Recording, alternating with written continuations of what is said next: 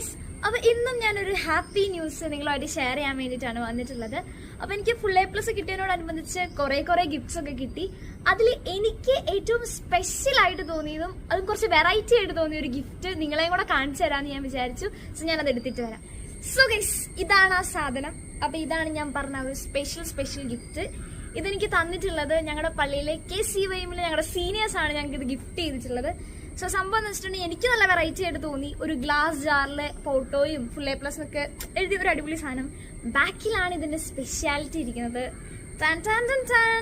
ഒരു ഫൈറ്റർ ഫിഷിനെ അവർ തന്നു. So I am really happy about this. അപ്പൊ നമുക്കിനി ഇതിനെ ഒന്ന് സെറ്റ് ചെയ്യാം.